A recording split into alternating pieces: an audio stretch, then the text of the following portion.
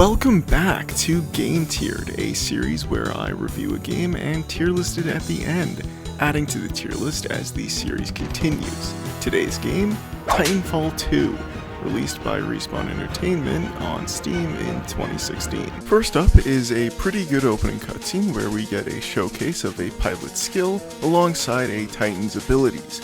Then we take control of our protagonist, Jack Cooper.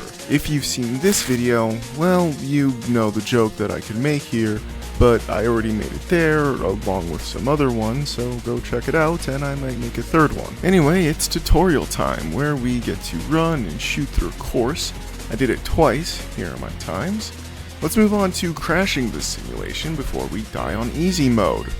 So, that's great. Anyway, Mr. Tutorial dies, and we become a pilot, and our Titan, BT-7274. Anyway, he's a little eepy and maybe some sleepy, so we go on a scavenging hunt for batteries, putting what we've learned in the tutorial to the test.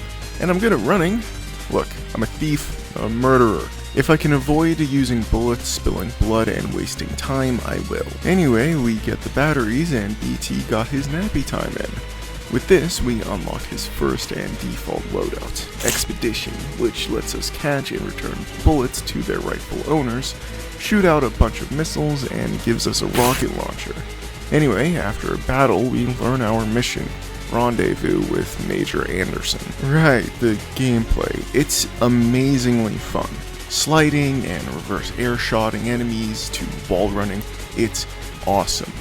It's also fun to just run past all the enemies to get this video out faster. As far as the legacy this game leaves, I'm not going to get into that because I feel like that's a factor that has nothing to do with the game itself, but rather how other games use similar mechanics. And thus I'd be crediting mechanics being done right and wrong to the wrong game, artificially raising and lowering a game's tiering. Anyway, the movement is pretty good here. I would prefer a grappling hook than an invis watch, and it turns out you can't switch abilities without mods, so that sucks. Walking through a factory entrance, we get our next Titan loadout, Tone. This one's pretty fun. Launching 3 direct hits at an enemy will let us launch a barrage of rockets at the targeted enemy. Running through the facility, we make it to a big fight room where we encounter moving grenades called ticks.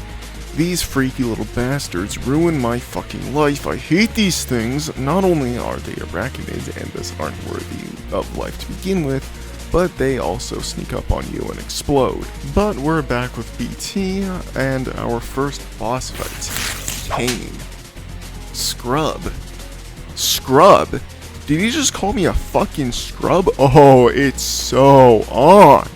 And it's already over. Yeah, this was pretty easy. I'm not even kidding. Writing this paragraph took longer than the boss fight itself. Anyway, while we listened on the Apex Predators Discord call, I tried asking BT for uppies. He wasn't amused. And the next level starts with BT finally giving me uppies as we take a romantic romp through a canyon where we see the next loadout, Scorch. I never used this loadout, so yeah, I'm sure it's a good loadout, I just never got any use out of it. Fighting our way through, BT gets grabbed by an arm and taken deeper into the facility, and to keep up, we wall run across pre-built homes, which is pretty weird for a mercenary group. Anyway, we run through this section of the factory till we end up at a battle arena. This is pretty fun, but it's just another firefight. Eventually, we make our escape and meet back up with BT, and I finally get my uppies again. And we get another Titan fight, along with the boss, Ash. She uses a big sword, and she's dead.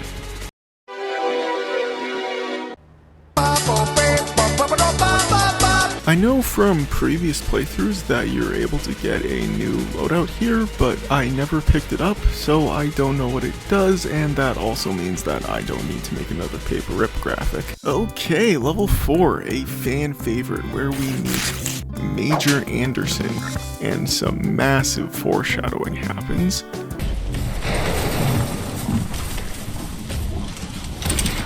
Nice. Maybe next time you can throw me. Noted.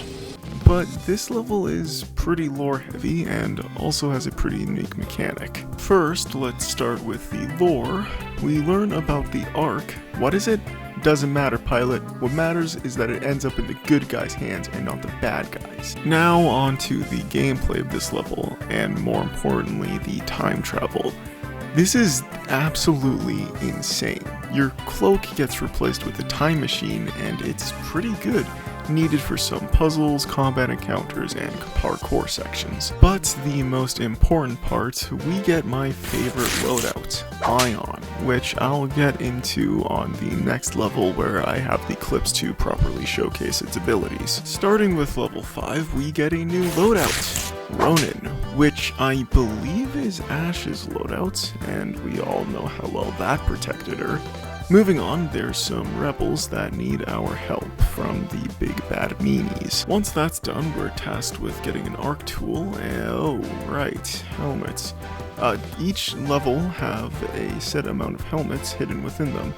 I don't know what they do, if anything, but I did collect them as I saw them. Anyway, we got the electro thingy and I powered the satellite. And it's time for that foreshadowing to pay off with, well, it'll become important later. Trust me. Let's go set up that satellite. It's here where, okay, I actually do need to bring something up. Okay, so the time travel and the crane walls, let's call them, that you can run on, are cool, but it bothers me that it's only for a single level each. Now, I understand that it's meant to make some of the later levels feel fresh, but it just comes off as gimmicky. Sure, they do a lot with time travel, but it being contained in one level sucks, and only having BT take advantage of it once feels like a missed opportunity. As well as the arc tool acquired in the same level as crane walls, sure, there's some synergy between them towards the end of the level, but not being able to use it in other levels with no explanation sucks.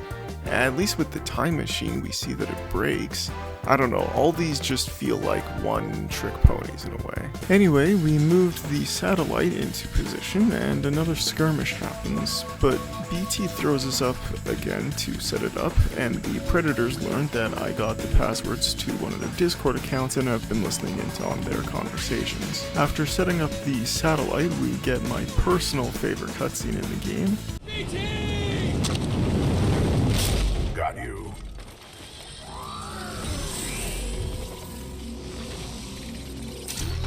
And we return to the power station to battle Richter. He's really nothing special, just gun him down with the plasma rifle, rail cannon, along with limiting his movement with the mines that the Ion loadout provides. Told you I'd get back to it when I had the clips to show it off. And then we get a level that's completely played in a Titan, which I'm all for. I actually really like the Titan gameplay, and while I only used maybe 3 loadouts, I can appreciate the amount of choice that's provided to the player. Anyway, this level is about getting the Ark from the Predators, just fight our way through the facility, and I think it's here where I used the bullet shield seriously for the first time, also provided by the Ion loadout. And the level ends with a mad dash to the Predator ship because I don't feel like fighting. Now it's on to my favorite level of the game where we meet Viper. And he shoots us out of the air, so we take a flight between 2 moving objects and fight our way through to the command center of the ship where we can catch up to where the Ark is. But of course Viper tries to stop us. He can fly in the air where there's no cover, and so he goes down pretty easy. Yes, I am playing on easy, but that's because I'm not good enough to play on medium. Anyway, Viper comes back and rips BT's arm off, and then we shoot him to death for that. And I want to talk about something else. Not to skip ahead of myself, but there are 5 bosses in this game. We just beat the 4th. Do you even remember me talking about Kane? What about Richter? Ash? You mean that one legend in Apex? Viper? Oh, Valkyrie's dad. You know what I mean? Spoiler alert, but there's only 2 bosses that are actually memorable. Ash because they're the only one that you get a new loadout from, or at least the only one that I've been able to get a new loadout from, and Viper because he flies and actually manages to deal real damage to BT.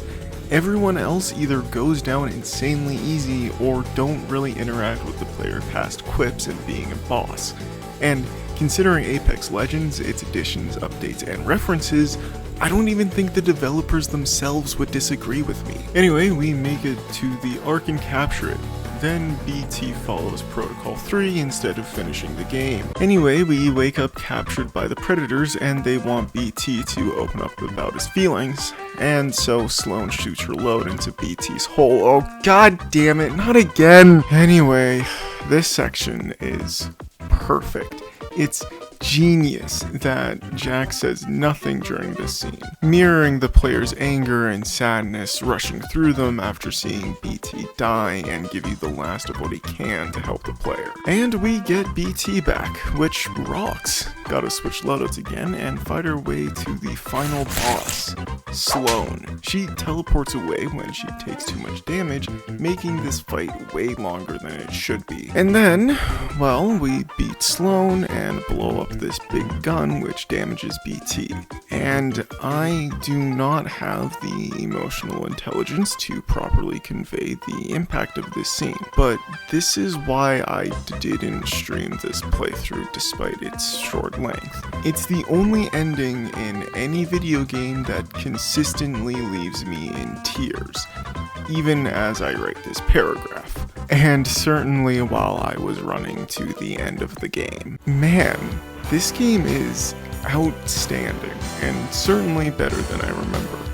Though the story is barely touched on and 60% of the bosses are completely forgettable, but the gameplay is solid and the character interactions are amazing.